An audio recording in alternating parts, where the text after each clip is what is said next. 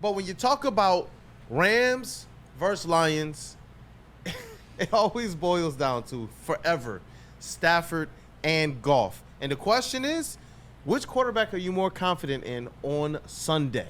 And you know what's interesting about that question is when you go back to the playoff game, which quarterback was more reliable under pressure? Which quarterback came through and did things that we've never seen that quarterback do in a long time? I was like, yo, they iced the game away passing.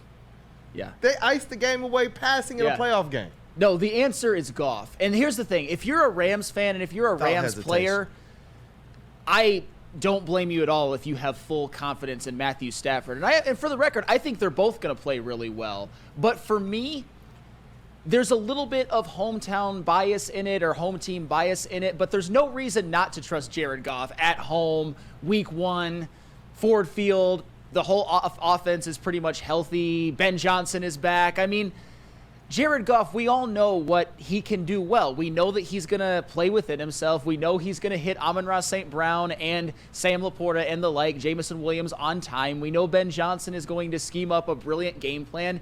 And Jared Goff is going to play very well and put up great numbers. We all know that's going to happen, and I think the Lions are going to end up winning. So I guess to put a bow on it, I think Stafford's going to play well. If you're a Rams fan, I get why you're confident in him. But as a Lions fan, there's no reason not to be confident in Jared Goff playing in this offense at home with the crowd on his side and just one of the greatest home field advantages in the NFL moving forward. I mean, that might carry them through a drive in and of itself. Flannel spitting. It's true. And it is Jared Goff, especially for this Sunday. It's Jared Goff, and it's for the C word. Continuity. Ooh, continuity. Okay. Jared Goff. The C word. Yeah, right? Jared Goff in this offense, it's the same as last season, plus Kevin Zeitler, who's been in the league for 12 years, plus Isaiah Williams, who's an undrafted free agent rookie, but he's old. He's mature. He's as if he's a veteran. Yeah, I'll put you in that category, Isaiah Williams. No, that continuity makes a difference, especially on the offensive line, especially on what Ben Johnson can do with this team without them having to have played in the preseason.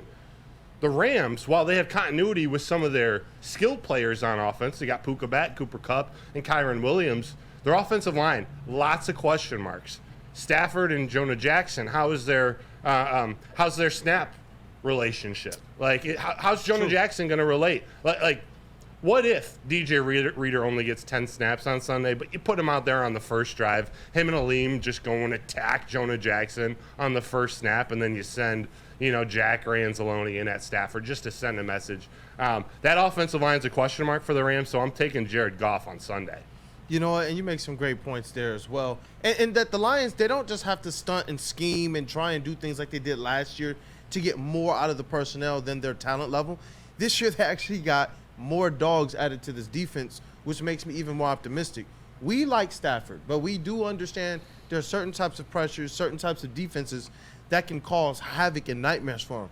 When you're talking Goff versus Stafford, of course you're going to talk about the weapons they have, but we also have to talk about, like you talked about, the Lions defense, man. And I'm looking forward to seeing how hungry and how kind of technically sound the Lions secondary is going to be. Like Kirby Joseph. Yeah. Oh. Hey, speaking of which. Talk about it. You know what? Well, you know what? Let's tee that up, man, because I don't know if the chat family has heard this, but when I heard it, I was like, come on, bruh. Come on, Staff. You just keep talking. Intern Chase over there shaking his head.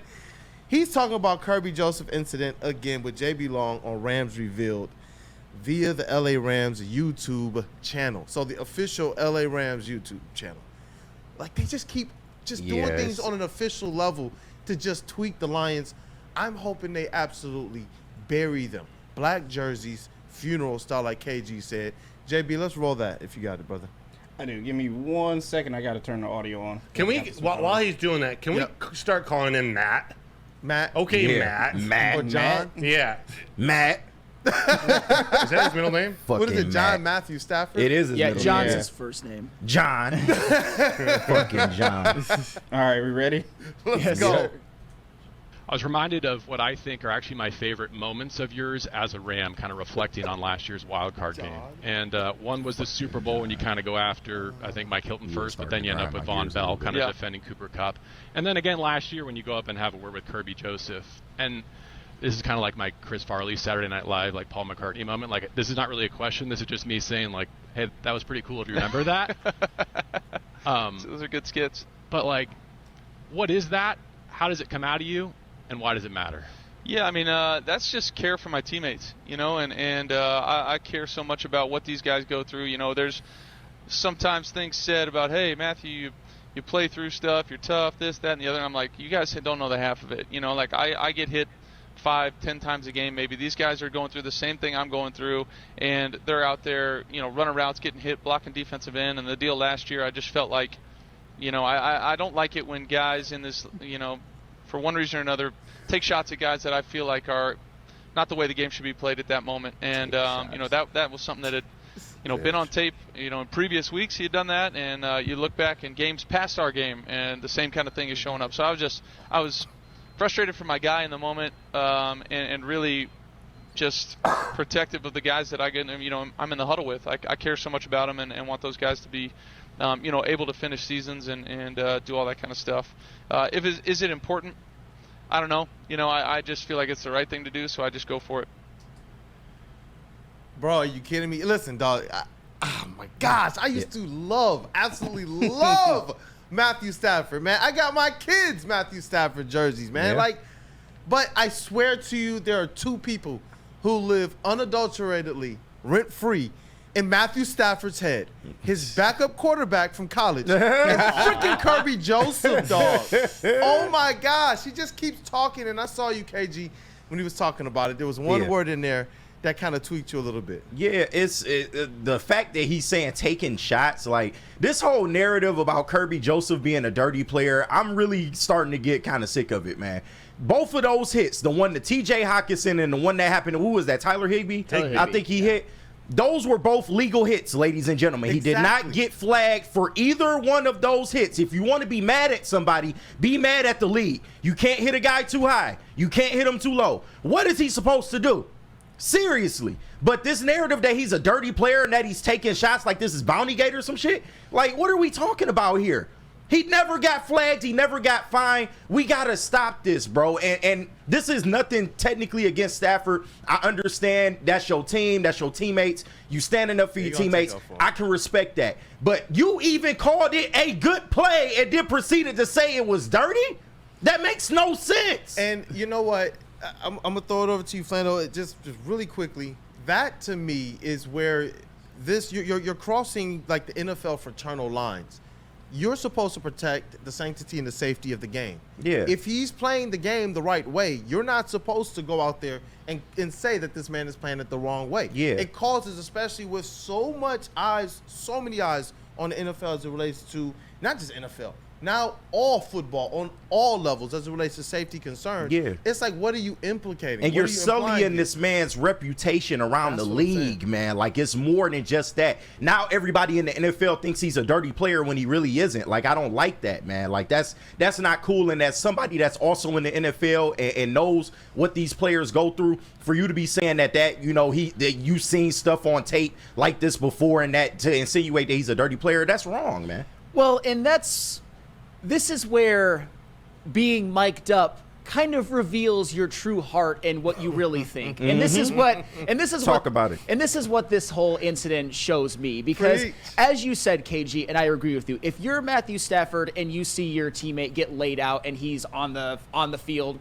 like, down with holding his knee, looking like he got hurt, I get why you want to cape up for him, why you maybe want to go up to Kirby Joseph and just say something like, what was that all about? But that's not what he did. The first thing, like, he basically goes up to Kirby Joseph and said, that's a good hit. You're dirty as F, though. Mm-hmm. And that's where, as you said, that creates a whole new thing where Kirby Joseph is seen as a dirty player, where Kirby Joseph has a reputation that he did not earn. Because the reality is, and we all agree with this, playing safety, playing defense in the NFL is hard. Absolutely. It is really, really hard. Kirby Joseph, he probably doesn't know where he can hit, where if sometime he tries to go maybe at the midsection and the ball carrier lowers his head, he gets called for a penalty.